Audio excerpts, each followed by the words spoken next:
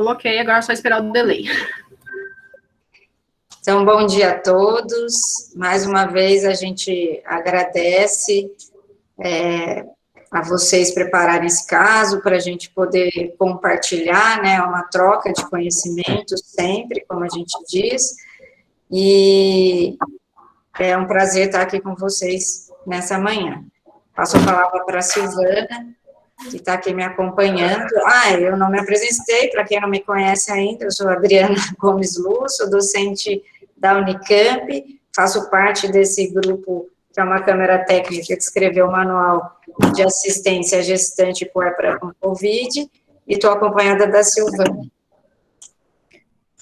Gente, bom dia, eu sou a Silvana, então, sou Silvana Quintana, docente aqui na Faculdade de Medicina de Ribeirão Preto, na USP São Paulo, e é um prazer, todas as nossas quartas-feiras, compartilhar a dupla Adriana e Silvana, né, os casos com vocês. Tem sido um grande aprendizado, né, trabalhar nesse Brasilzão, e se tem uma das poucas coisas que a gente teve com a pandemia foi essa aproximação do Oiapoque ao Chuí, né, a gente vai para Santarém, Rio Grande do Sul, Santa Catarina, Acre, isso tem sido muito bom, é importante que a gente partilhe com vocês tanto dificuldades quanto sucessos, tá? Vamos começar com o Douglas, então, tá pronto aí, Douglas? Douglas, você quer se apresentar, e aí eu compartilho sua apresentação. Ok, bom dia a todos. É um enorme prazer estar aqui com vocês. Sou médico residente em ginecologia e obstetrícia pela Universidade Estadual do Pará. A gente tem atuações aqui no Hospital Municipal de Santarém e no Hospital Regional do Baixo Amazonas. Mas a parte obstétrica a gente acaba tendo um maior foco aqui no Hospital Municipal de Santarém. Ao início da apresentação, eu vou falar alguns detalhes sobre o Hospital Municipal, como é a situação, qual que é a localização, qual que é capacidade instalada, mas, a princípio, esses são os primeiros dados que a gente apresenta para vocês. É um prazer enorme estar aqui com vocês hoje, é uma honra enorme estar aqui com vocês hoje, para poder passar esse caso e aprender muito com vocês, ok? Só tenho a agradecer.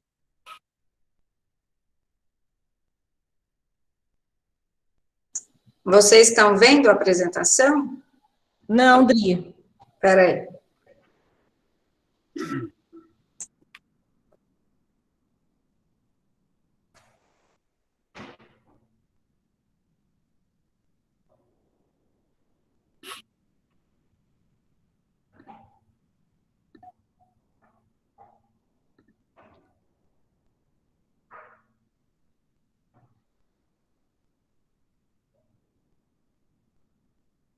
Quando puder começar, só dizer. Pode começar, Douglas. Tá. Então, bom dia a todos. Eu já me apresentei um pouquinho para vocês. A gente atua aqui no Hospital Municipal de Santarém, na parte da residência como ginecologia e obstetrícia, principalmente aqui no Hospital Municipal de Santarém, na parte da obstetrícia. A gente tem um hospital aqui que ele atende baixa e média complexidade. Os atendimentos de alta complexidade, são realizados no Hospital Regional do Baixo Amazonas, que é a nossa referência de alta complexidade para gestantes de alto risco. Só que o que acontece? O Hospital Regional, ele só possui 2 leitos de obstetrícia. E esses 2 leitos de obstetrícia, eles são consignados com a UTI neonatal. Então, se tiver o leito de obstetrícia vago e não tiver o leito de UTI neonatal, a vaga não fica aberta. E a gente acaba tendo muita dificuldade de encaminhamento para o regional, os pacientes que a gente tem de alto risco, justamente por causa dessas questões, dessa pequena quantidade de leito. E o Hospital Regional Baixo Amazonas, ele também funciona como porta fechada. Ele só atende os pacientes referenciados, ele não atende urgência e emergência. Então, por esse motivo, o Hospital Municipal, que tem capacidade para baixa e média complexidade, ele acaba executando a baixa, média e alta complexidade do município. Não só do município, de mais 28 municípios do entorno. A gente tem um índice de cesárea de mais de 50%, 55%, alguma coisa parecida com isso. Então, a gente tem um índice maior de cesárea do que de partos normais, justamente por essas situações, por a gente ser referência em obstetrícia para esses 28 municípios.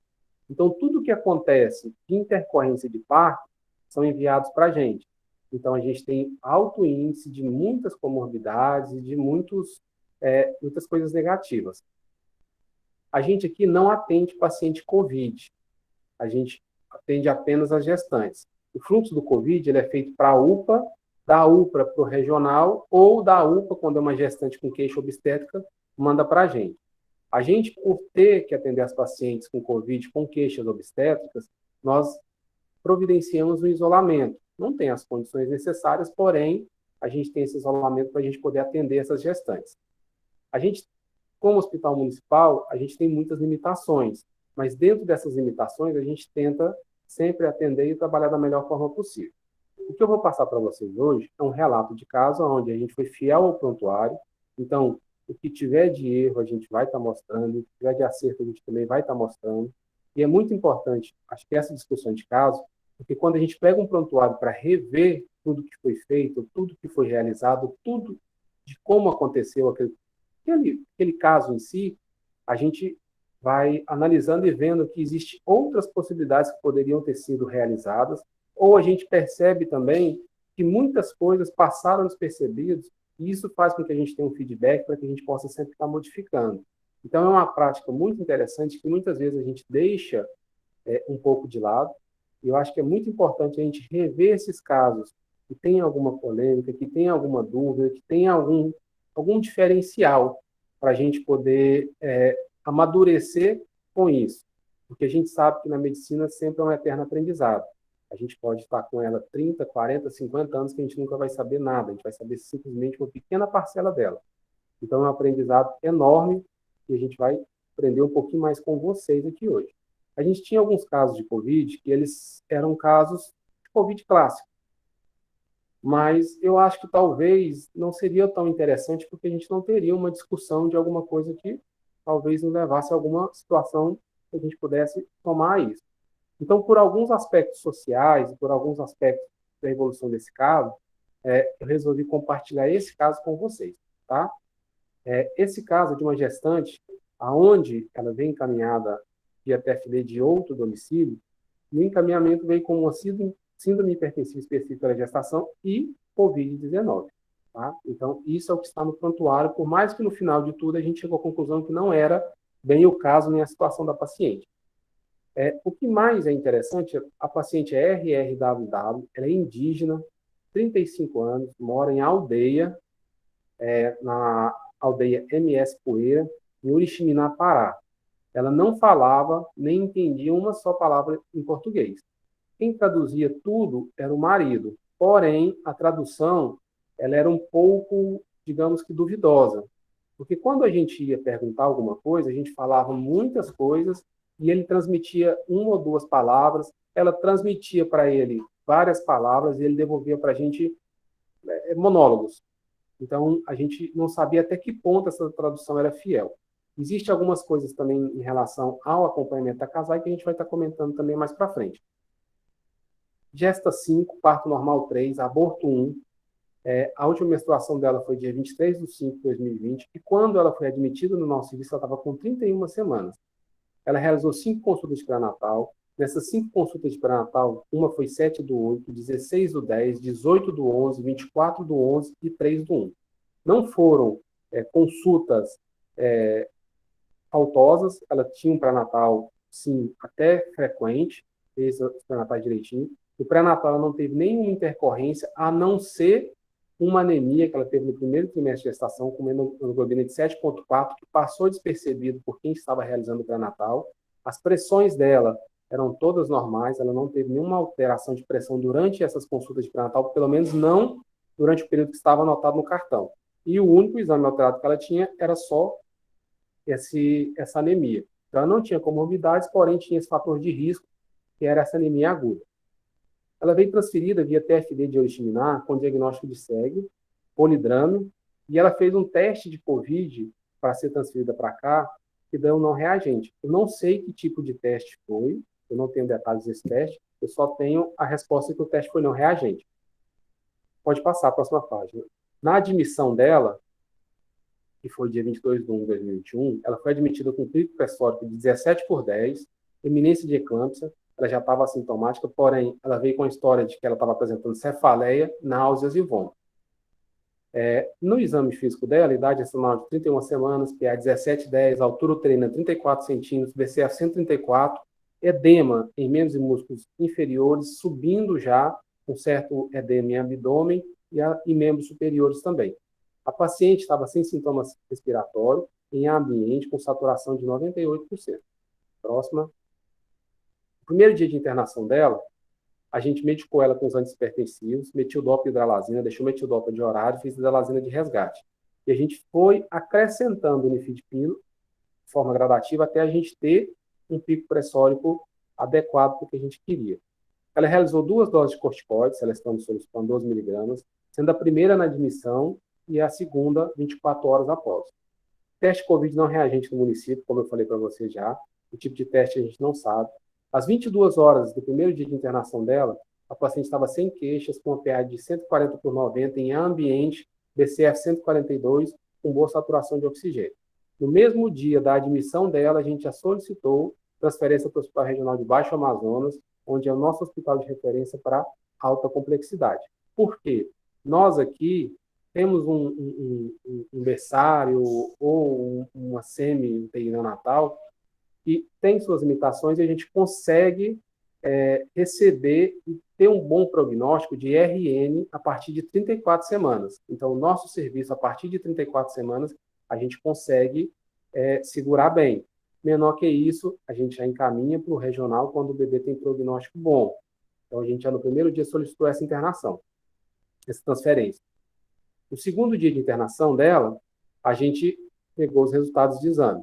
Ela tinha uma hemoglobina de 6,5, ou seja, aquela hemoglobina de 7,4 foi para 6,5, um hematócrito de 19,6 e tinha uma ureia e uma creatina alterada. Uma ureia de 120 e uma creatina de 2,84. A rotina de DEG dela não veio com nenhuma alteração significativa, mesmo ela tendo esse aumento pressórico. As únicas alterações significativas foram a anemia e as escórias renais.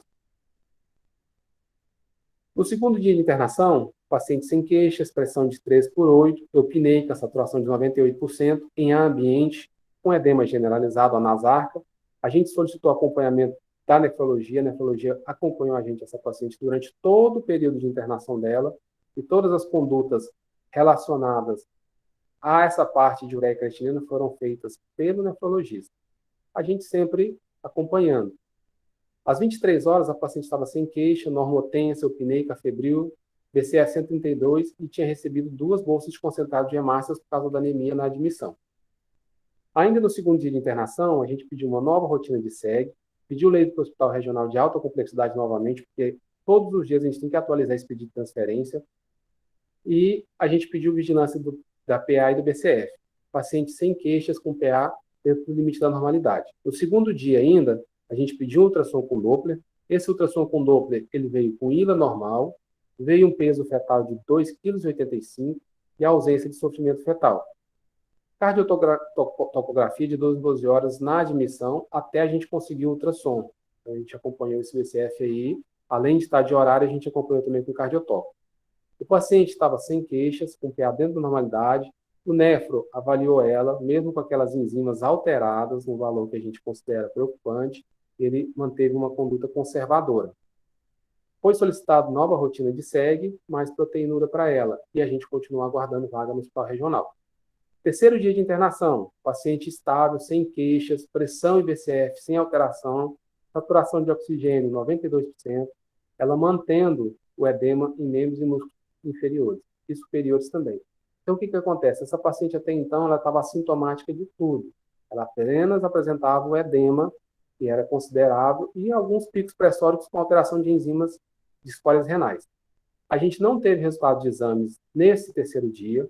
O laboratório estava passando por modificação, estava trocando o laboratório que prestava serviço para o hospital. Então, a gente passou por dificuldade de laboratório, porque até o outro laboratório se instalar, a gente ficou com algumas demandas de exame prejudicadas.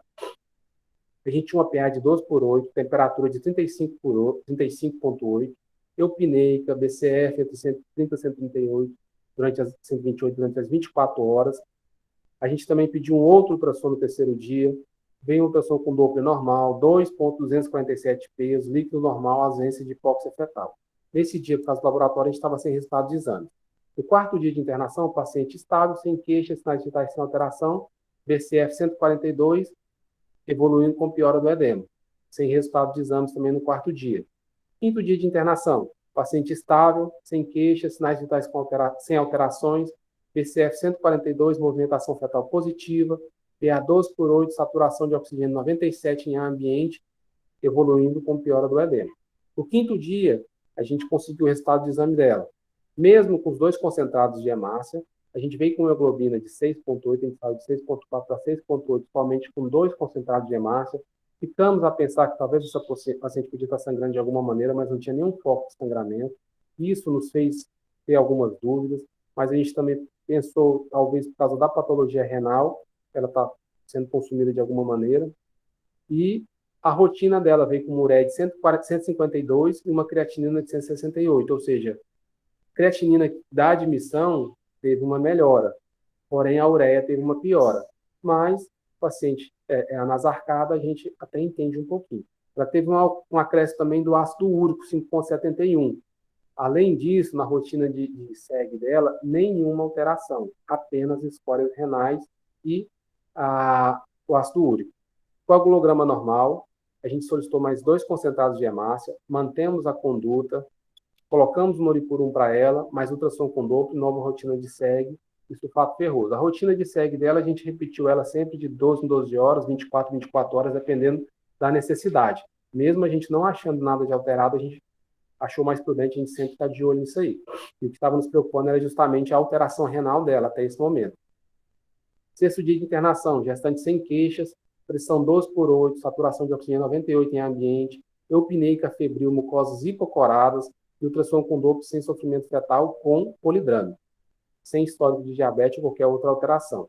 Sétimo dia de internação, paciente segue estável, sem alterações, afebril, eupneica, nega perdas, BCR 127 a 138, movimentação fetal presente, saturação de oxigênio 97% em ambiente, sem resultado de exame. No sétimo dia, a gente tem resultado de exames com melhora da hemoglobina de 8,2 após o concentrado, mais 2 boas concentrados.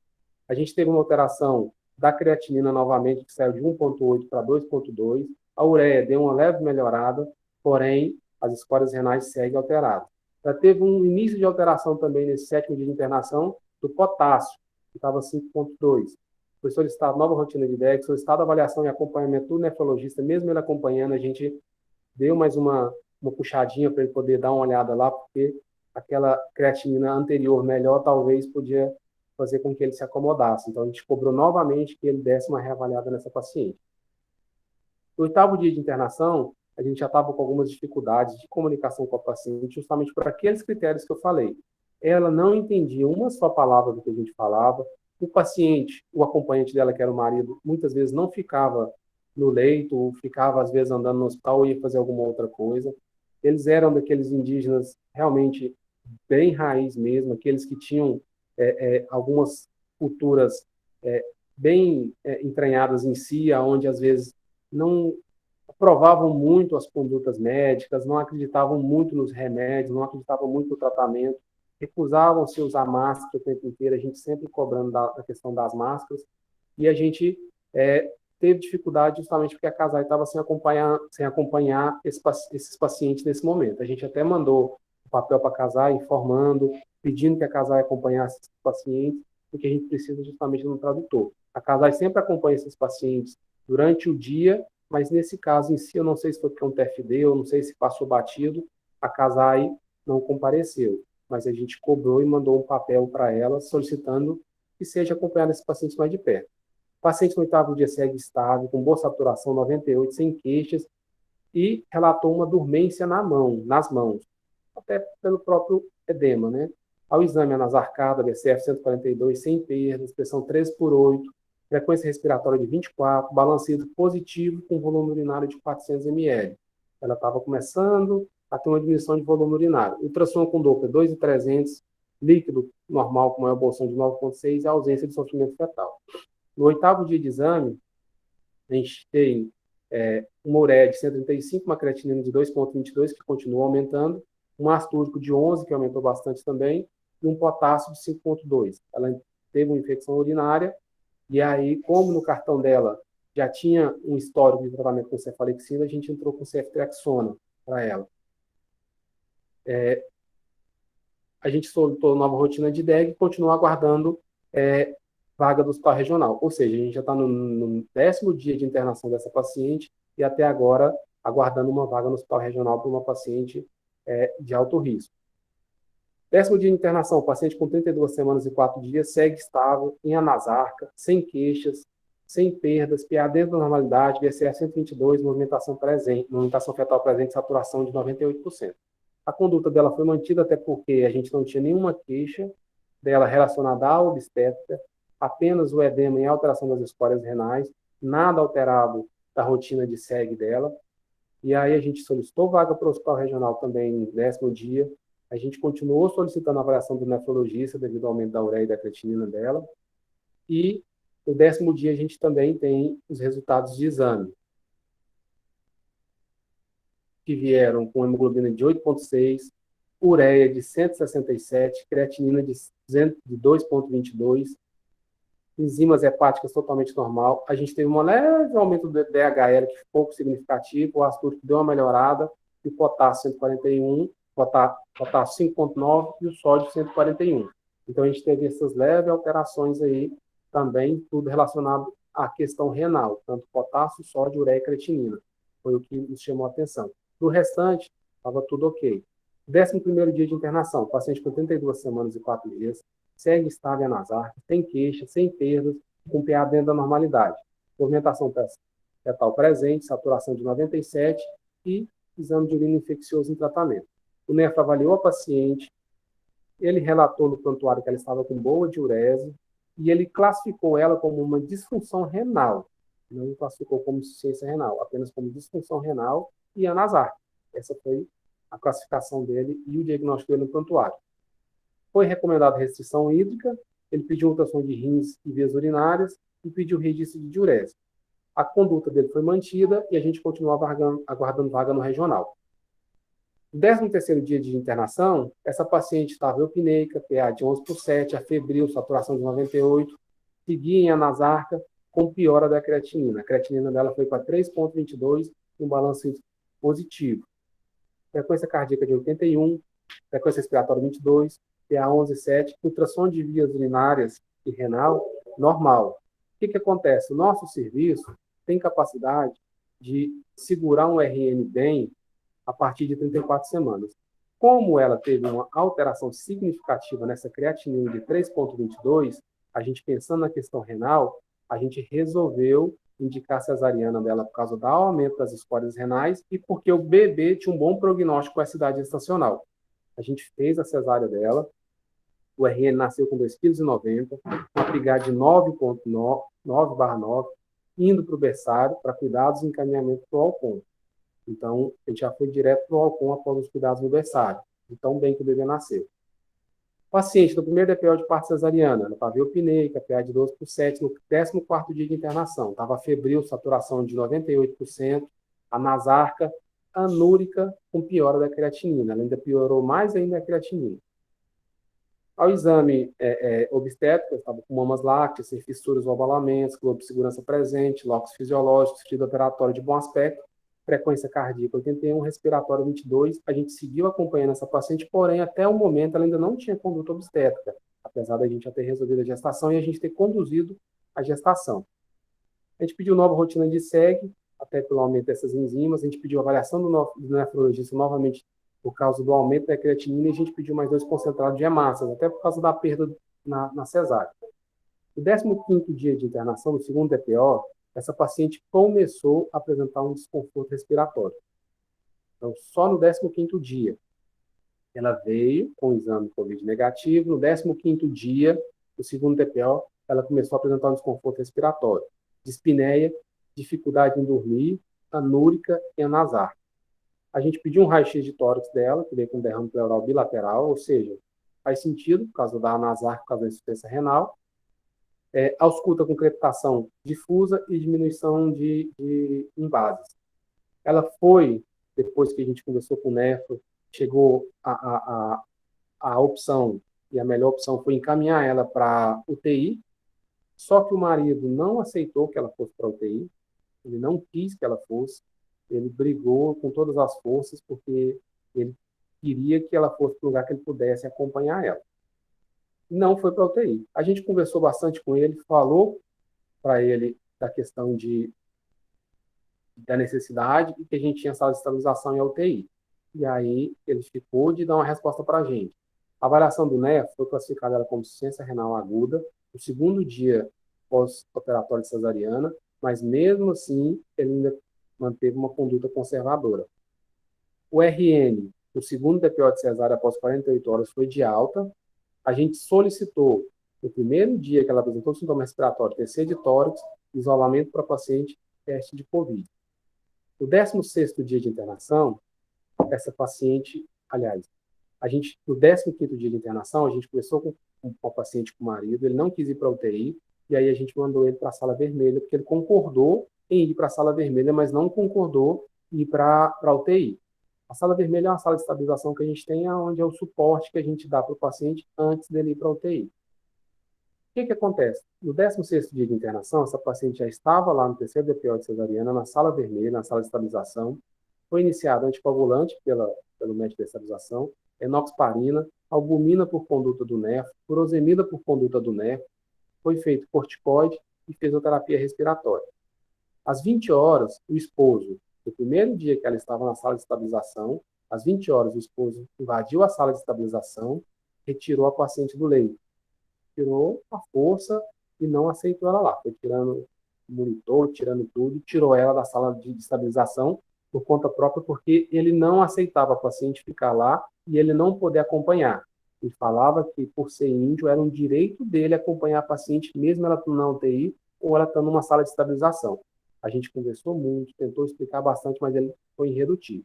Tirou a paciente da sala vermelha, 2 horas após ele ter retirado ela da sala de estabilização, trouxe ela para o leito da obstetrícia que estava aberto, estava vago, e colocou ela lá e pronto. Falou que ela ia ficar ali. Às 22 horas, quando ele colocou ela no leito, que a gente tomou ciência, essa paciente, ela estava com PA de 18/10, estava anúrica, anasarcada, com polimialgia, cefaleia, estava chorosa e estava não querendo continuar internada. Queria sair do hospital a todo custo, mesmo com a piora significativa do quadro. O resultado do exame dela veio com hemoglobina de 7,9, o TGO e o TGP levemente alterado, mas que não caracteriza, não faz a gente pensar em nada relacionado à sede. Um DHL de 730 no pós-cesárea também não tem a gente pensar. Um potássio de 6, um PCR de 78, um sódio de 132. E aí, um TAP-TTP anormal, uma glicemia de 68, um CPK de 866. A creatinina 3,18. No 17º dia de internação, quarto DPO, essa paciente dispneica, sem melhora ao uso da medicação, foi solicitado para ela, logo no outro dia, após ela ter se evadido da sala vermelha, vaga na UTI ou na estabilização. O plantonista da UTI veio, avaliou a paciente, não quis aceitar ela porque relatou que ela não tinha critério para UTI.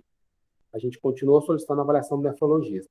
Aqui a gente tem a UTI e a gente tem a sala de estabilização, a sala vermelha. São os dois leitos de retaguarda, os dois locais de retaguarda que a gente tem. Porém, a gente não tem leito de reserva da obstetrícia em nenhum desses dois setores. A gente, se tiver a UTI lotada e não tiver vaga, a gente tenta a sala vermelha, a sala de estabilização. A sala de estabilização tem um leito de reserva, mas é geral. Às vezes a gente precisa desse leito e a paciente não tem o leito porque ele está ocupado por algum outro paciente que chegou na questão de urgência. Então, no 18º dia de internação, o paciente sem queixa, leve melhora do edema, um leve desconforto respiratório, diurese presente, recusa da medicação. Então, no 18º dia, a gente continua solicitando vaga para o regional e ela apresentou recusa à medicação, mesmo estando com uma pressão de 15/10, uma saturação de 96 em ar ambiente. Mesmo a gente isolando ela para a COVID, a gente ainda estava pensando que podia ser um edema pulmonar por causa da insuficiência renal e por causa da NASAR. E quando foi um pouco mais tarde, no 17º dia de internação, a paciente evadiu-se do hospital com o marido. A gente avisou a casal e não teve nenhum retorno em relação a isso. 3 dias após a evasão, imagine, paciente grave, se evadiu do hospital com 3 dias de evasão. Essa paciente estava classificada pelo Manual do Ministério, com as recomendações da gestante, de grave, de moderada a grave, dentro dela. Ela já estava em alerta vermelho, a gente já estava bem preocupada com a situação dela. Então, alerta de amarelo a vermelho, e ela se evadiu junto com o marido. 3 dias após a evasão, ela retorna ao seu domicílio da Casai, a gente acha que ela estava na Casai, junto com o esposo, com piora do quadro em anasarca, dispneia, já estava desaturando com 95%, com queixa de polimialgia, cefaleia e astenia, ou seja, alerta vermelho e paciente gravíssima já. A conduta dela foi encaminhada para a sala de estabilização, permaneceu em sala de estabilização nos dias 11 e 12, ela permaneceu em estado com desconforto respiratório, anúrica e anasarcada. Ela seguiu em uso de corticóide, enoxaparina, albumina, furosemida e nebulização. Foi liberado daí para o hospital regional. Eu esqueci de falar para vocês, no primeiro dia que ela teve os sintomas respiratórios, a gente fez um teste de Covid rápido, o antígeno, e deu IgM positivo. Tá? Então, foi um teste rápido e deu IgM positivo. Então, apenas no terceiro dia após a evasão, 11 dias após, no dia 11/2, 21 dias após essa paciente ter sido admitida no hospital, foi liberado dentro do hospital regional. E só foi liberado dentro do hospital regional devido ao quadro de Covid. Não foi por causa da gestação, nem por causa do puerpério. Bom, esse é o último slide, quando a gente fala da admissão dela no hospital regional. O que acontece? A gente teve algumas dificuldades, porque essa paciente passou com a gente aqui por 21 dias e ficou no hospital regional por mais 10 dias. A gente teve dificuldade em conseguir os dados relacionados ao prontuário dessa paciente no hospital regional.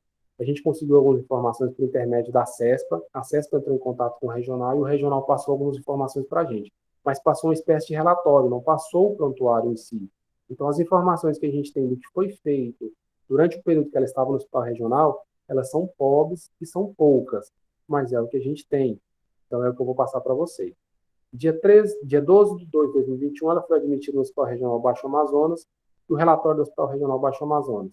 Foi admitida em leito de UTI Covid, puérpera com complicações por SEG, após 9 dias, evoluindo com insuficiência renal aguda, associada à infecção por Covid-19, estava acordada, orientada, anasarcada, 4 cruz em 4, abdômen distendido, grave, em ausculta de estertores crepitantes nas bases, em máscara reinalante de alto fluxo, com dispneia os pequenos esforços. Tinha dificuldade de comunicação por não falar português. No mesmo dia de internação foi solicitada a avaliação do nefrologista e já foi identificado já a terapia de hemodiálise.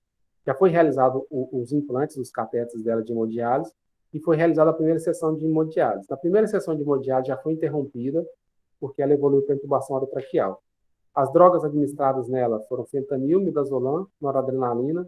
Os antibióticos também foram realizados, mas eles não citam para a gente quais foram os antibióticos realizados e como é que foi a evolução desses antibióticos. Foi realizada a sondagem para nutrição e foi realizada a pronação da paciente. Foi realizado concentrado de hemácias, porque mesmo após tudo que foi feito de concentrado, ela ainda permanecia anêmica. Foi realizada uma TC de crânio, uma TC de tórax, e mostrou uma evolução de 30% a 40% de comprometimento do pulmão. Ela foi em óbito de 21/2/2021.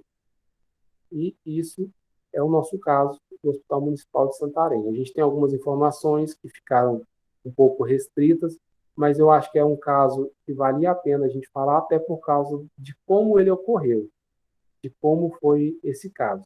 Tá? Eu agradeço a todos pela atenção e a gente está aberto aí ao que vocês queiram perguntar.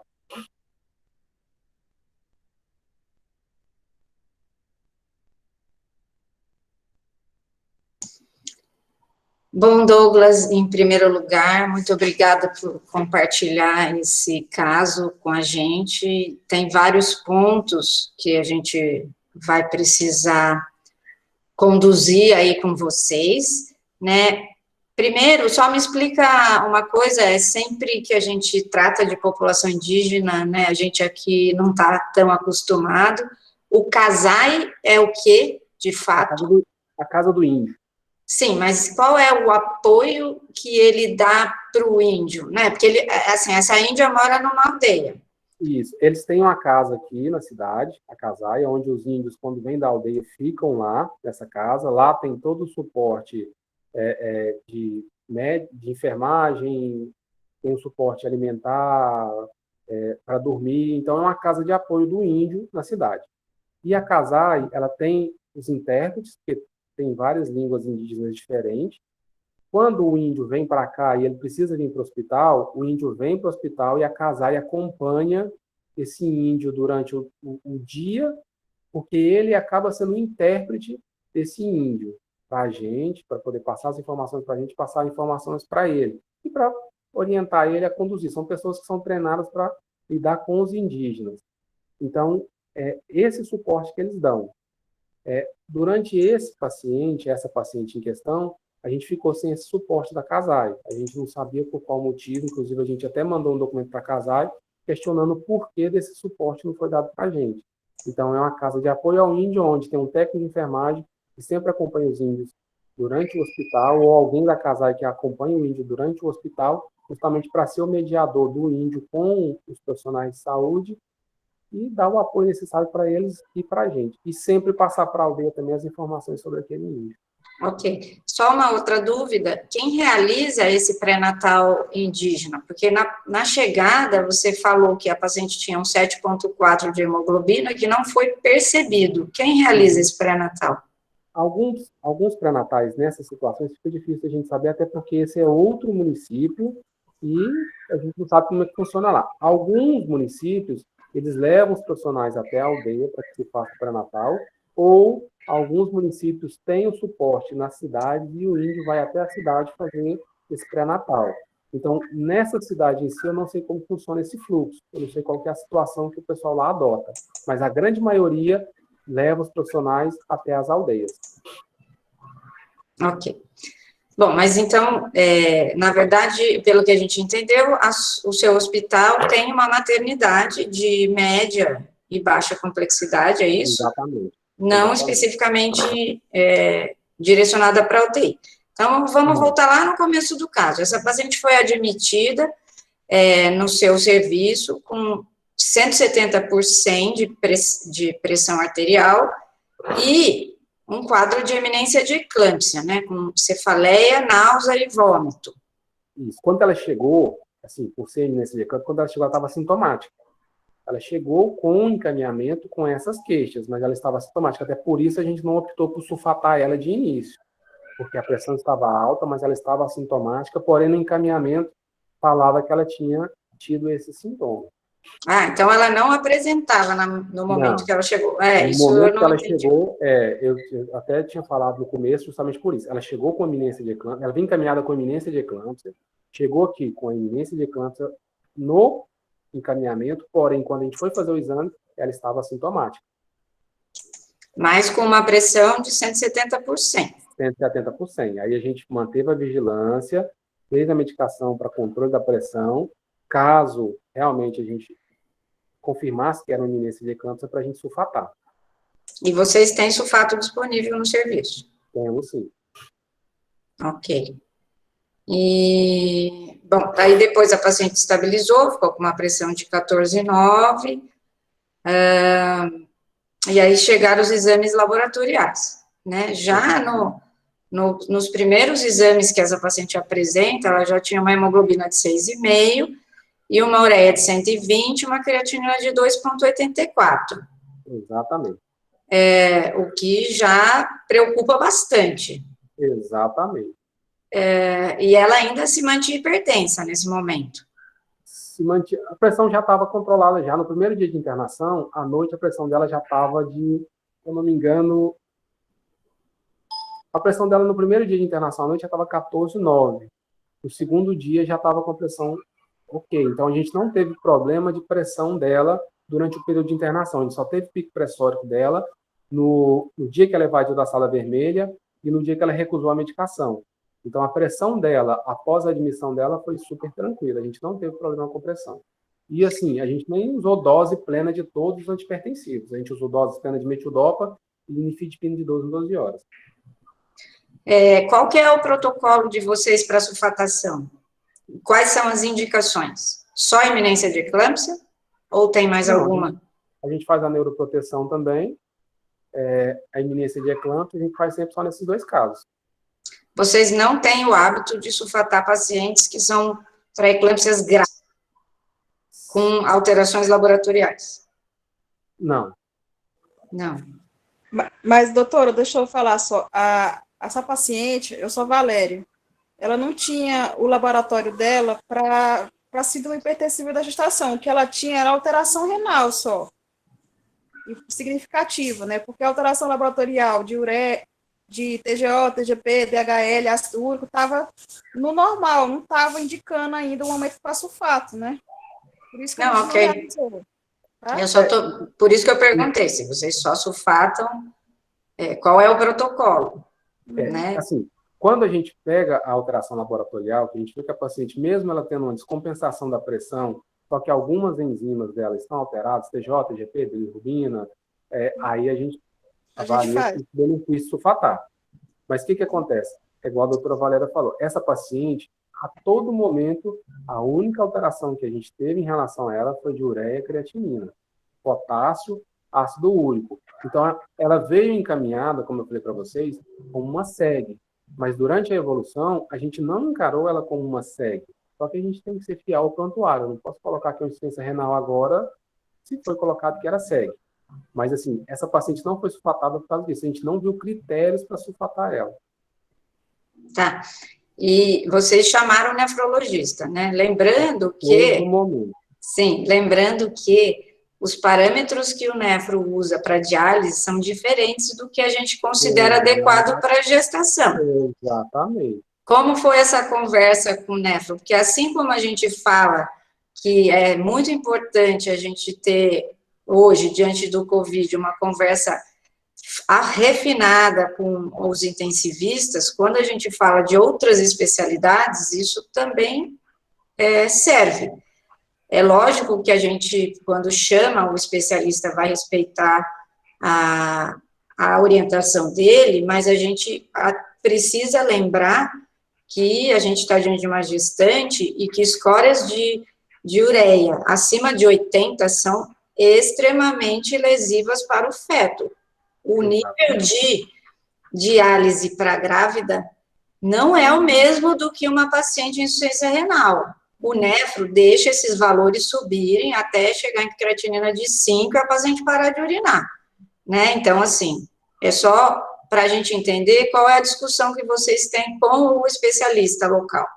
Doutora, sempre que tem um leve aumento, igual a senhora falou, a gente sempre preocupa e opta pela diálise. Mas o que acontece? A gente aqui, a gente tem uma dificuldade em relação aos especialistas a gestante. Por quê? Os especialistas de outras áreas que não têm muito convívio com as gestantes, eles veem uma dificuldade em lidar com gestante e veem um problema, tem um medo exacerbado em mexer com gestante. Então, desde quando a gente chamou ele na admissão, foi justamente pensando na questão da hemodiálise, porque desde aquele primeiro exame da admissão, a gente pensou na diálise, e a gente queria diálise, mas quando a gente falava com o nefro, ele sempre falava, não, vamos esperar mais um pouco, vamos ver. E no meio disso tudo, teve uns exames que deu uma melhorada tanto da creatinina quanto da ureia, que fez com que ele fosse mais cauteloso ainda. Mas a gente sempre querendo a hemodiálise desde o início, desde o primeiro exame. Mas fica difícil, porque a gente argumenta, porém, não vem a resposta como a gente quer. Qual que era o valor da proteinúria dessa paciente? Que você põe num dos slides que ela tinha proteína alterada, mas não põe valor. Eu até coloquei a proteinúria em vários pedidos de exame que foram feitos. Por causa dessa questão de transição do laboratório, a gente não teve nenhum resultado de proteinúria dela. Ok.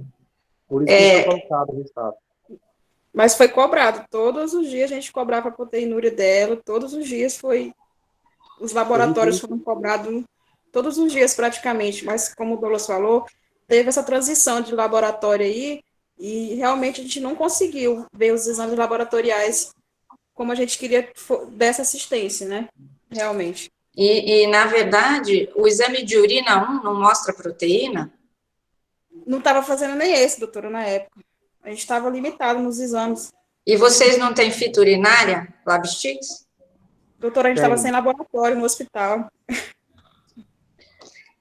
Mas a fita urinária não depende do laboratório, né? É aquela fitinha. Não tem, a fita urinária a gente não tem. Quando a gente pediu o exame de urina, o LS normal, a gente pediu a proteína em fita também, né? Mas não veio o resultado também, por causa dessa transição de laboratório, que não fazia alguns exames especializados. E acabamos ficando de mão atada em relação ao laboratório também aí, nessa data. Não, mas tem um exame de urina tipo 1 em que vocês definiram que a paciente tinha um quadro infeccioso urinário e iniciaram ceftriaxona. Essa urina tipo 1 não veio com proteína? Não veio com proteína significativa, não. A gente olhou essa parte, nós olhamos na data. Mas proteína na urina basta uma cruz. Não precisa ser significativa, é isso que a gente está tentando. Não, porque, não, assim, o exame de urina dela veio com proteinúria simples. O exame simples veio proteinúria. Alguns vieram com uma cruz, outros vieram com 2 cruzes. Só. A gente só não teve a quantificação. Então aí, Algumas vezes, hipertensão com alteração renal, com proteinúria, fecha um quadro de pré-eclâmpsia. Aí, o que acontece? A gente ficava na dúvida desses exames justamente por essas questões, por causa do laboratório de como era colhido. Então, assim, teve o exame de uma cruz, foi uma proteinúria. A gente até pediu depois um exame com proteinúria em fita de urina, mas a gente também, quando a gente pediu a proteinúria em fita de urina, aí o exame veio normal, e a gente ficou duvidando desse exame. Então, a gente teve exames divergentes de proteinúria, de exame de urina em fita simples com proteinúria. Ok. Silvana, você quer falar alguma coisa? Eu só queria tirar uma dúvida, que, aliás, é um pouco antes disso tudo. Você falou para a gente, só ver se eu estou errada, que o hospital de vocês tem só 2 leitos e atende 28 municípios. Qual que é a população desses 28 municípios? O nosso hospital, ele tem alguns leitos improvisados, é claro, mas a gente tem média de 57 leitos improvisados, porque a gente é baixa e média complexidade. A gente é o Hospital Municipal de Santarém. Mas 57 de obstetrícia. De obstetrícia. O que acontece? A gente tem um hospital regional Baixo Amazonas. Esse hospital regional é um hospital de referência para alta complexidade em obstetrícia. Esse hospital regional só tem 2 leitos de obstetrícia e a porta fechada. Então, todos os pacientes que a gente tem grave ou paciente de alto risco, a gente encaminha para lá, mas a gente nunca consegue as vagas, porque são 2 leitos lá, e esses 2 leitos são consignados ao UTI neonatal. Deu para entender? Sim.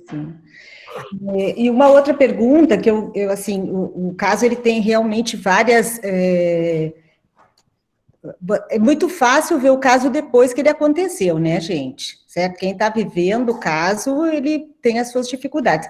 Mas eu queria saber de você, Douglas da Valéria, qual era a hipótese diagnóstica de vocês para esse caso? Entendeu? Porque não fecha pré-eclâmpsia, não fecha. Qual era a hipótese de vocês da equipe obstétrica? Esquece o nefrologista, tá? É uma insuficiência renal aguda anterior, ela não tinha essa insuficiência renal aguda agora, ela já tinha uma insuficiência renal, aliás, crônica, na verdade, ela tinha, durante o período que ela já estava gestante, é o que a gente conseguiu pensar. Durante a gestação, essa insuficiência renal foi piorando, e essa insuficiência renal teve uma agudização no final da gestação. E aí, quando ela veio para a internação, essa insuficiência renal começou a apresentar esses picos pressóricos, começou a apresentar esse edema, começou a apresentar uma piora da creatinina e da ureia, e começou a evoluir com edema agudo de pulmão, enfim. E, no meio disso tudo, ainda teve o Covid para ser a cereja do bolo. Mas a gente acha que tudo por causa dessa insuficiência renal crônica que teve uma agudização. Mas, Douglas, insuficiência renal crônica, ela tem um ultrassom de rins e vias normal. Se ela tivesse uma insuficiência renal crônica, ela teria alteração de parênquima renal ou redução de volume renal. Vocês escreveram aqui no caso que o ultrassom de rins e vias era normal. Então, eu descartaria uma insuficiência renal crônica. Vamos pensar nas causas mais frequentes de complicações na gestação. hipertensão gestacional pré-eclâmpsia grave leva à insuficiência renal. Ela estava anasarcada. Sim, mas ela não tinha nenhum pico pressórico, ela veio para cá com pico pressórico, foi na primeira vez, ela com 31 semanas, ela teve o primeiro pico pressórico e já chegou com uma creatinina de 2,22. Exato. Douglas, mas uma paciente hipertensa crônica, dificilmente ela também não tem alteração de nível pressórico. A paciente, você fala que desde o início ela é normal no pré-natal. Exatamente. Hipertenso crônico, ele tem bastante repercussão. É uma paciente relativamente jovem, 35 anos, né? Eu vou insistir um pouquinho com vocês, que eu acho que isso é uma pré-eclâmpsia grave, tá? Eu também. Eu insisto. Ela não teve nenhuma alteração de enzimas hepáticas, ela só teve uma alteração no final de tudo de ácido úrico, ela não teve. Ela teve um exame de urina com uma proteinúria em fita e o outro veio sem nada, quando a gente pediu para confirmar. Então, até essa proteinúria a gente duvida dela. Então, assim, a gente não conseguiu achar parâmetros para falar dessa pré-eclâmpsia. Douglas, vamos só lá voltar no conceito. A paciente veio encaminhada com uma pressão de 17,10. Tudo bem que você fala que ela ficou normotensa, mas que nível de antihipertensivo ela estava tomando? Você me falou que ela estava com 3 classes de antihipertensivo. Ela estava com metildopa, dose plena, hidralazina de resgate, Uma vez só. e nifedipina, que foi feito De a horário. dose até controlar a pressão. A nifedipina dela estava de 12 em 12 horas, não foi nem feito Então. dose plena, estava com 2 antihipertensivos. Então, essa paciente é uma hipertensa, concorda? Porque se ela... Então, uma hipertensão com alteração renal, com edema exagerado, fecha um quadro de pré-eclâmpsia. Depois de Ou 20 não? semanas. Depois Sim. de 20 semanas, com 31. Quer dizer, ainda me parece um quadro de pré-eclâmpsia grave. Sim, mas a gente não acredita que essa evolução ruim dela para essa alteração renal tenha sido por causa dessa pré-eclâmpsia. Eu acredito. Já vi várias vezes. Fala, doutor Hélio. Doutor Hélio quer falar? Eu fiquei, depois que ele falou nessa história do laboratório, talvez, Douglas, esses exames aí que vieram no laboratório também não são muito, né, de aceitar se eles realmente eram aquilo que estavam apresentando, diante dessa dificuldade, toda essa problemática do laboratório, né? Talvez por isso deu tanto exame, deu tantas enzimas normais aí, não?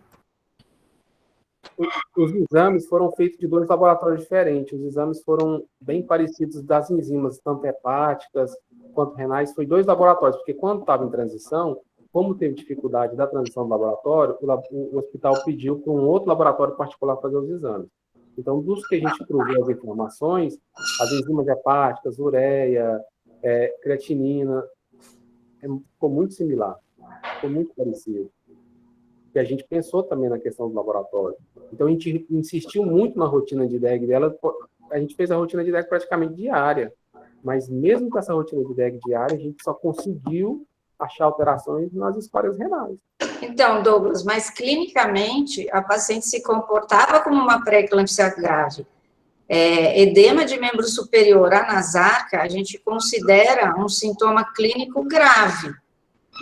Eu não sei como é o protocolo de vocês, mas, assim, o que a gente está tentando mostrar nessa discussão é que eu teria sulfatado essa paciente. Eu nunca me arrependi de sulfatar uma paciente, e sim de não sulfatar, entendeu? Assim, ela tinha critério clínico de sulfatação. Sulfatação não é igual a interromper a gestação com urgência. Você poderia sulfatar para estabilizar o quadro da paciente. Primeiramente, eu sei que às vezes, você não tem um quadro, às vezes, tão típico, que ela chega com um quadro de eminência de eclâmpsia, mas ela tinha claramente, pela apresentação, alguns critérios de gravidade clínica, anasarca, necessidade de pelo menos 2 drogas antihipertensivas, relato de ter tido uma eminência de eclâmpsia, quer dizer, com náusea, vômitos e alterações. Tinha alteração laboratorial. Ela não tinha uma alteração laboratorial compatível com uma HELP, né? Então, ela não tinha alterações iniciais de alteração de enzima hepática, de plaquetopenia, mas ela tinha já uma alteração de um dos sistemas, que é o sistema renal, né? Então, assim, isso já classificaria ela como uma pré-eclâmpsia grave. Na minha opinião, acho que na opinião da Silvana também. Silvana, se...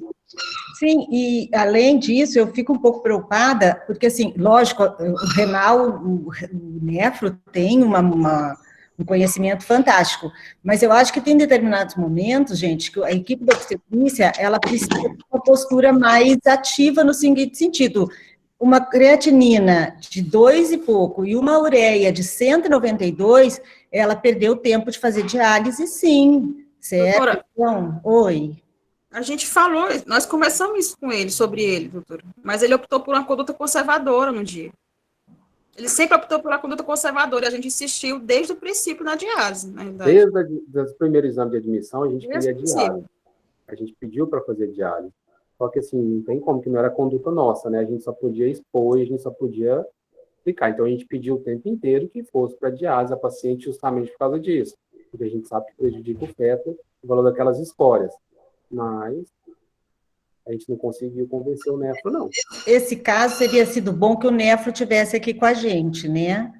Porque, assim, a gente dizer o que causou esse desfecho tão desfavorável, a gente não gosta normalmente de discutir morte materna, porque é o pior desfecho que a gente pode ter, e aí a gente quer achar culpados, e isso não é a melhor postura, certo? A postura é saber o que poderíamos ter feito diferente, né? Eu vou ser ousada em dizer que eu acho que demorou muito para fazer a diálise, e que isso agravou o estado da paciente, sim.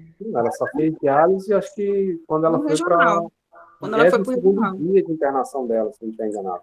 Exato, então, nesse meio tempo, ela ficou com as escórias muito alteradas, ainda bem que esse bebê não sofreu tanto em relação a isso, porque no final ele saiu relativamente bem, mas, desculpa, a gente está insistindo, é que a gente recebe pacientes em estados graves, como vocês estão referindo, e percebe que as pessoas, às vezes, demoram muito para entender que parâmetros clínicos, não só laboratoriais, são de extrema importância para fechar um quadro de pré-eclâmpsia. Quando eu dou aula para os residentes e alunos, eu sempre falo, vamos pensar sempre no diagnóstico mais frequente. Se eu pego uma paciente jovem, 35 anos, que pelo início da história tinha um pré-natal que vinha vindo bem, com 31 semanas ela abre um quadro tão florido desse, qual é a patologia mais frequente que levaria a isso? Provavelmente uma pré-eclâmpsia. Ela tinha, sim, alguns sinais clínicos importantes. A anasarca é um sinal de gravidade para pré-eclâmpsia, né? Então, assim, a gente está aqui insistindo, eu também acho que demorou muito para pensar em dialisar, mas o que me deixa angustiada é que vocês colocam no slide que a paciente tem 400 ml de diurese, isso é em 24 horas, ela está praticamente anúrica. Como é que o nefro pode considerar que isso é normal? É normal para um não gestante. Ele pode... Mas ele insistiu em não fazer. No dia nós falamos sobre essa diurese dela, que ela estava entrando em anúria lá, nós falamos, doutor, o momento é agora, vamos fazer agora, doutor, a gente tem que ver risco-benefício para paciente e tal. E ele ainda insistiu na conduta conservadora. Ele só restringiu o líquido, colocou a furosemida e disse que era para manter a conduta conservadora. Não, imagina a ansiedade de vocês, né, gente? Não, é difícil. Essa conversa com as especialidades, é por isso que a gente perguntou, né? E também a gente estava discutindo essa questão, que é a mesma coisa que a gente sofre no COVID com os intensivistas. E é esse confronto e esse entendimento de que esses valores que são considerados normais para pessoas não grávidas não são os mesmos, né? É lógico que eu imagino a angústia de vocês querendo fazer hemodiálise e não podendo prescrever a hemodiálise, que eu sei que isso fica a cargo do nefrologista, né? Mas talvez seja um bom momento para vocês discutirem no próprio ambiente hospitalar os parâmetros para diálise em gestação, né? Fica como uma sugestão, não reprimindo ou não, de forma educativa, porque todas as equipes acabam crescendo junto, né? E que se diante de um novo caso, a condição talvez seja diferente, porque se a gente não se mobiliza, porque a gente está vendo que vocês ficaram incomodados com a questão de não dialisar, mas se isso internamente não for discutido, pode novamente acontecer e vocês não vão ter azeitado essa questão com o nefrologista. Não, Mas com a equipe da obstetrícia, a gente discutiu bastante já a respeito disso, doutora. A gente já deixou bastante frisado as questões dos parâmetros para a gente pensar na questão da diálise. E aí, quando acontecer novamente, aí a gente vai ter uma conversa de toda a equipe com o nefrologista, para a gente discutir justamente essa questão de valores. Fala, doutor Hélio. O doutor Hélio quer falar. E nessas situações, as professoras, que tal, num caso desse, em que existe essa divergência, que tal uma junta médica, né? Chamar o pessoal e falar, vamos decidir isso aqui, porque não pode um lado falando uma coisa e o outro junta 3, 4 e decide. Eu acho que seria um caminho importante. Eu acho que esse caso é emblemático para evitar que outros aconteçam diante desse tipo de situação, né? Exatamente, é isso mesmo que a gente está insistindo, né, e é o que a gente falou, que a Silvana falou, sempre o médico do dia seguinte é melhor. Lógico, você está analisando friamente fora da situação, mas a gente precisa lembrar que a hipertensão ainda é uma das principais causas de morte materna no nosso país. Sim, a gente vem trabalhando exaustivamente para a redução de óbito por hemorragia, e agora hipertensão e sepse, né, que são as principais, é o tripé da morte materna, né, não só no Brasil, como mundial. Então, quando a gente se depara com um caso de morte, que tem uma associação de fatores, a gente precisa discutir, né, em que momento ou que atitude vocês achavam que deveriam ter feito nesse caminhar da evolução. É lógico que essa paciente evoluiu com edema agudo de pulmão, com todas as complicações, e acabou indo a óbito. Infelizmente, ela teve essas intercorrências do marido tirá-la do ambiente hospitalar e essas outras coisas, que era uma outra coisa que eu ia até perguntar para vocês depois. Mas a Valéria queria falar alguma coisa. Fala, Valéria. Doutora, a gente tentou ter esse diálogo com os especialistas aí, várias vezes, nós tentamos, só que a obstetrícia aqui na nossa região é como se fosse algo alarmante. É obstetrícia? Tipo assim, às vezes não tem nada relacionado à gestação, é só intercorrência clínica, mas eles vão, tipo, dispensar o mais rápido possível para mandar para obstetrícia, entendeu? Então tem esse mito aqui ainda que a obstetrícia é um bicho de 7 cabeças, não é verdade? Mas né, Valéria? Só tem 6 cabeças. Isso aí criou-se um problema muito grande, a gente tem pouca assistência de alguns especialistas, nós tentamos muito, doutor, eu não vou mentir para a senhora que eu me senti muito frustrada na época por não poder ajudar essa paciente. Na verdade, a gente se sente meio incapaz, às vezes, também, essa é a palavra que eu queria falar, né? Mas imagino, 17 dias para transferir uma paciente, né, gente? Já começa... É angustiante. Precisava já discutir esse fluxo, porque uma paciente... Doutora, a gente tem paciente que fica aqui 50 dias, 50 dias. 40 dias, 60 dias, doutora, a gente não consegue transferir essa paciente. A gente acaba resolvendo... A gente tem um hospital regional do lado aqui, que deve dar muito 3 quilômetros, que é um hospital muito bom. A gente consegue transferir mais pacientes para o estado do que para um hospital de referência nosso aqui. A gente tem 2 vagas somente de obstetrícia. A gente tem um fluxo aqui diário de média de 80 atendimentos ambulatorial dia de urgência e emergência. A gente tem 57 leitos que ficam ocupados 24 horas por dia. E a gente tem a nossa retaguarda 2 leitos que a gente não consegue transferir o paciente para lá. E como é o hospital porta aberta do município, então nós temos 28 municípios que mandam para cá. Alguns via TFD, outros vêm por conta própria. a gente acaba recebendo uma demanda de alta complexidade que não é nossa. Essa paciente nunca era para ter ido para o municipal, a gente falou isso desde o início, foi negado, tá? Só que mesmo assim insistiram em mandar a paciente. A gente sempre pediu para referenciar ela direto para o HRBA, porque lá é um setor de alta complexidade, lá tem hemodiálise 24 horas, lá tem um nefrologista 24 horas, lá tem um cardiologista, não é verdade? Então, assim, lá que era o lugar dela. Lá tem um leito de UTI para gestante, não é verdade? Então, era para ter ido para lá, realmente. Ela não é uma paciente para ficar em enfermaria. Ela é uma paciente para ter ido direto para o UTI, não é verdade? E ela não teve esse acesso.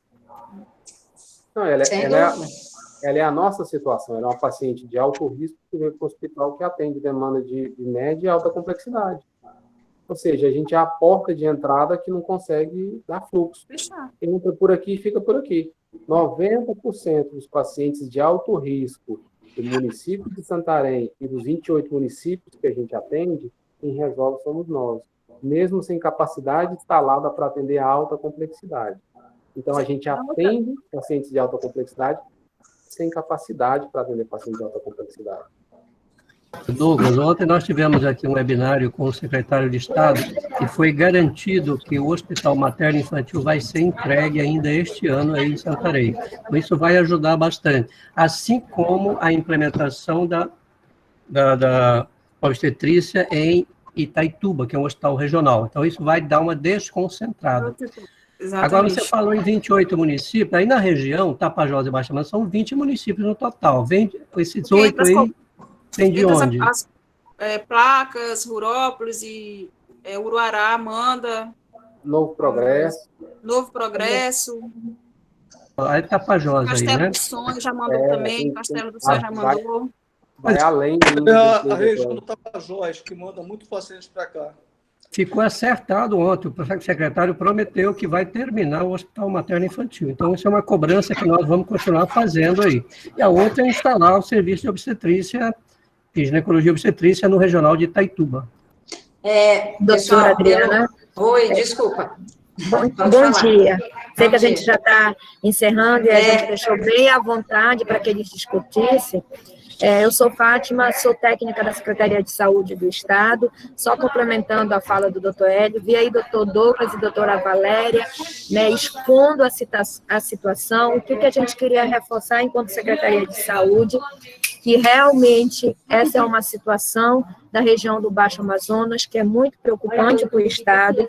Infelizmente, hoje, o número de óbitos na região é muito grande e a gente entende perfeitamente os gargalos da região como um todo, a insuficiência de leito. Então, hoje, a região do Baixo Amazonas é uma prioridade para a Secretaria, e a gente já está nessa discussão interna, reforçando a necessidade que a gente vai precisar de investir. O doutor Hélio já colocou a inauguração de uma maternidade, mas a gente sabe que poderia inaugurar 10 maternidades que não seriam suficientes para resolver, porque a gente tem problemas de várias ordens, não é só a questão hospitalar, e o hospital hoje de Santarém é a referência para toda a região, não tem uma estrutura física adequada, não tem equipe adequada para suportar, então, realmente, a equipe de lá, ela se desdobra, ela faz o possível e o impossível para salvar muitas vidas, eles estão de parabéns, e a gente sempre coloca isso e reconhece. O doutor Hélio, que é o staff de lá, está aí, a gente agradece, no nome do doutor Hélio, a toda a equipe, que hoje, realmente, se vocês conhecessem a estrutura, vocês iam ter noção do que essa equipe se desdobra para segurar toda essa região e não deixar que talvez outros óbitos a gente tivesse. A gente reconhece que tem essas fragilidades, a equipe reconhece e a CESPA está tentando apoiar nesse sentido, mas a equipe está realmente de parabéns pelo trabalho que vem desempenhando mais ou menos nesses 3 últimos anos, segurando toda a obstetrícia da região. Sem dúvida, eles estão de parabéns, né? Eu fico angustiada de pensar na condição que eles mesmos contam de ficar durante 20 dias pedindo uma transferência para uma paciente que não deveria estar naquele local. Isso, sem dúvida nenhuma, impacta de forma bastante grave na saúde e na condição do caso, né? A gente viu que eles tentaram se desdobrar, mas a questão de debater aqui é só para a gente levantar algumas ideias, né, de criarem protocolos. Então, pega esse caso índice, vamos discutir com a nefro, quais são os parâmetros ideais para a gente indicar diálise na gestação, todo mundo se recicla, é uma construção em conjunto, né, na verdade, diante de um caso ruim, a gente tem que tirar as coisas boas, né, que é construir protocolos mais adequados para que isso não ocorra novamente. Eles perguntaram agora há pouco por que a gente não teve a conduta resolutiva da paciente, né? Não tinha leito no berçário.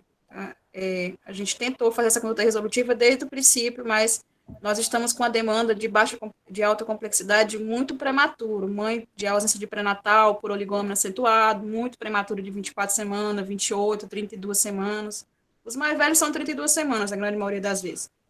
Mas está nessa demanda, por ausência de pré-natal, eles estão complicando muito mais cedo, mais tempranamente. Então, assim, nesse mês, o berçário estava muito cheio. E acabou, quando surgiu a vaga do berçário, a gente indicou. Não, e tem outra questão, a gente não optou por conduta resolutiva, porque o berçário tem uma capacidade de segurar um bebê para um prognóstico bom a partir de 34 semanas. Foi quando a gente interrompeu. Quando a paciente completou 34 semanas, pensando justamente na viabilidade fetal, e não adianta a gente ter uma conduta resolutiva com 31 semanas e não ter prognóstico do bebê.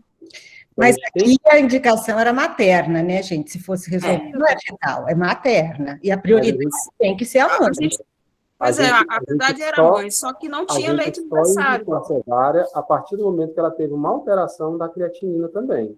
Enquanto a creatinina dela se manteve nos scores de admissão, a gente ainda foi segurando.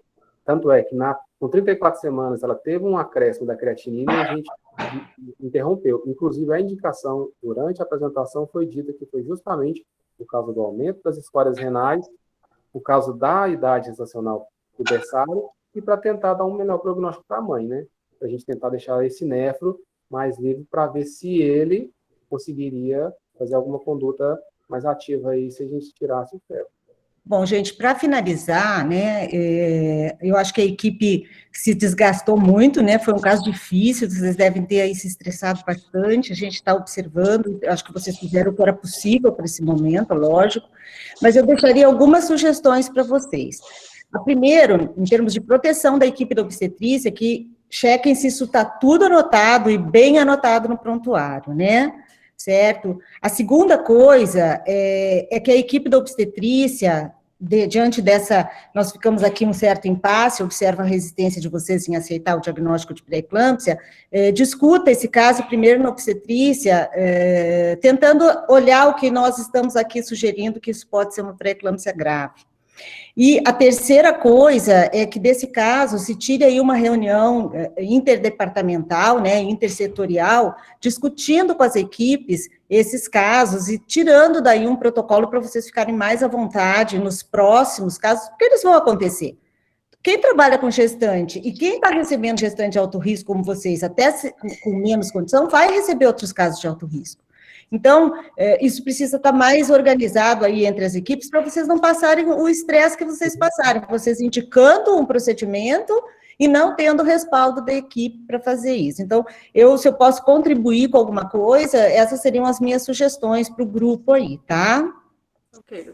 Exatamente, é o que eu também já tinha tentado pontuar, né, que é importante a gente partir de um caso índice e rever, andar para trás, né? Então, vamos lá desde o começo, o que pode ter acontecido, aonde a gente poderia ter feito diferente, em que momento eu faria isso ou faria aquilo. Isso sempre ajuda. A discussão de óbito é sempre muito dolorosa. É lógico que a gente preferia não estar discutindo um óbito, mas ela é extremamente construtiva do outro lado, porque a gente consegue criar fluxos diferentes para esses desfechos, tá? Então, assim, vocês estão de parabéns por terem conseguido manter uma paciente sem condição de manter na unidade, o máximo que vocês conseguiram. E uma última coisa que a gente acabou nem discutindo, é que a gente entende essa dificuldade, né, de indígena, de não conseguir se comunicar, mas talvez esse caso pudesse ser uma exceção. No momento em que vocês indicaram internação na UTI, isso é uma coisa para a gente discutir novamente, abriu uma exceção de ter deixado esse marido entrar com essa paciente na UTI, uma vez que, apesar do fluxo ser difícil, em tempos Covid, etc., é uma paciente que tem uma diferença cultural bastante grande e que não conseguia se comunicar. Então, a gente chegou a sugerir para uma colega da UTI para sedar a paciente e deixar ela na UTI, porque realmente ela precisava ficar na UTI. Nós sugerimos isso uma noite para o colega da UTI, para tirar o marido dela. Ele invadia, a gente não conseguia controlar o acompanhante. E uma das noites que a gente precisou de mais ajuda da UTI lá, que foi, eu cheguei a bater boca com o colega, não tem? Justamente para sedar a paciente, para deixar ela na UTI, para dar um suporte melhor para ela. Nós chegamos a fazer isso, né? Mas ninguém discutiu a possibilidade de deixar o marido ao lado dela, na UTI. Doutora, não tem como. A nossa UTI é muito pequena. E ele numa cadeira sentado. Ele não ajuda, doutor. Ele não ajudava, ele não traduzia corretamente as coisas. Não, eu sei, é uma situação bastante complexa, mas assim, isso era uma tentativa de não tirar a paciente do ambiente hospitalar. Às vezes, a gente tem que abrir exceções, conversar com esse indígena que entendia levemente. Isso é também uma outra construção, muito difícil, às vezes. Quando ele estava durante o leito da internação, ele era compreensivo, a gente explicava para ele a situação, ele compreendia algumas coisas, porém ele não transmitia essas coisas de forma correta para ela, e ele não passava a tradução dela boa para a gente, né? Então, assim, na UTI, ele ia acabar causando um tumulto muito grande lá dentro, se ele tivesse entrado. Isso aí também porque eles não tiveram uma assessoria legal da FUNAI, da CASAI. A gente chamou, nós acionamos ele, fizemos laudo. A gente viu que vocês chamaram várias vezes, né? Então, assim, tiveram também essa outra dificuldade. Então, gente, vamos finalizar. O que acontece? Nessa questão, a gente também não sabia e nem adivinharia que ele ia invadir a sala vermelha ou da UTI. Então, até então, a gente conversou e ele concordou que ela ficasse na sala vermelha, mas quando teve uma oportunidade, foi tudo diferente. Tanto é que da segunda vez, quando ela ficou mais grave, ela ficou na sala vermelha e ele aceitou. Então, assim, a questão é justamente essa. Durante toda a condução do caso, às vezes você não vê aquilo daquela maneira, de talvez conversar com o acompanhante, de talvez conversar com a direção, e talvez ver a possibilidade do acompanhante ficar lá. Mas, assim, em momento algum, ele apresentava um problema em levá-la para a UTI. Só depois que a gente conduzia e fazia que ele apresentava o problema. No início, ele não queria ir para a UTI, aceitou ir para a sala vermelha e ela ficar lá. Depois, ele não quis aceitar. Então, assim, é porque ia muito de momento e de situação. Depois da situação, é que as coisas iam diferentes. E é muito diferente, às vezes, a gente rever o prontuário, porque muitas vezes a gente vê o que poderia ter sido feito diferente. Como esse caso que a senhora acabou de citar, a gente tentar ver a possibilidade de talvez ele ficar lá. Mas no momento das ocorrências e das situações, é difícil a gente, talvez, pensar nessa hipótese. Até porque fica paciente exposto, paciente de outras maneiras. E, assim, é complicado realmente o acompanhante. Por mais que seja algo extraordinário, quando a gente abre a sessão para um, a gente tem que abrir a sessão para todos. E aí a gente abre um precedente que é complicado e perigoso. Por isso, muitas vezes, não foi pensado nessas questões. Não, então, e essa é uma outra discussão importante que eu sugiro que vocês discutam internamente, né, de como dar certas notícias, esse apoio, até porque vocês trabalham com uma população indígena, não vai ser a primeira vez que vocês vão receber pacientes dessa maneira, né. Gente, a gente teria várias horas para ficar conversando, infelizmente... Adriana... Oi, Adriana, sou eu, Hélio, tudo bem? Oi, Hélio, pode falar. Estou entrando agora porque eu estava em procedimento, né? Não tive como entrar antes. Mas eu gostaria de agradecer tanto a você como a Silvana por estarem aqui presentes. É uma honra para a gente, né? Tê-las aqui com a gente nesse debate. Eu acho que eu não tenho pouco para falar, acho que vocês já discutiram tudo aí com relação a essa paciente. É uma falha muito grande. O nosso serviço, inclusive, né, complementando o que a Silvana falou, a gente já tem uma reunião agendada com a direção para discutir esses casos, discutir essa situação com a UTI, com a sala vermelha, com os especialistas, tá? Para que a gente possa dinamizar o serviço e evitar que falhas como essas possam voltar a acontecer. É verdade que uma situação também que a gente está brigando é que a gente tem que ter um médico visitador.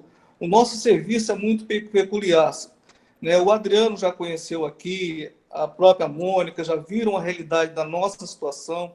É algo assim bem próximo de um caos, tá? E que a gente tenta, de todas as maneiras, né, minimizar o máximo possível essa situação. Os nossos meninos aí são os heróis, a gente toca o serviço, nós temos uma dificuldade muito grande com profissionais. Hoje, sem a residência médica, a conta não fechava, sem a residência médica. Nós precisamos dos residentes, os residentes aqui tocam literalmente serviço, e nós estamos brigando para que a gente tenha um médico visitador responsável, porque o que acontece? Além da demanda absurda de pacientes, o médico que está no plantão, ele ainda é responsável pela visita médica, ou seja, são 57 pacientes, em média, diariamente, para se passar visita, para atender a porta, para fazer cirurgia, ou seja, é algo assim próximo do absurdo. E acaba casos como esses passando, né? Você acaba não dando a atenção, né, necessária para cada caso. Porque, como o Douglas falou aqui, a gente não é alto risco, mas 90% dos nossos atendimentos aqui é altíssimo risco. Então, essas coisas acabam acontecendo, mas a gente, com a força do pessoal, com o Estado tendo essa atenção voltada para a gente aqui, é uma região que precisa muito de atenção, de ajuda, tá? Para que a gente possa minimizar essa mortalidade e tocar melhor o nosso serviço. Tá bom? Muito obrigado a todos, obrigado, Hélio, obrigado, Douglas, Valéria e todos aí, viu, gente? Um grande abraço. Obrigada, gente. Até a próxima. A gente fica à disposição, se quiserem tirar qualquer dúvida, tá bom? Um abraço, bom dia. Um abraço, gente.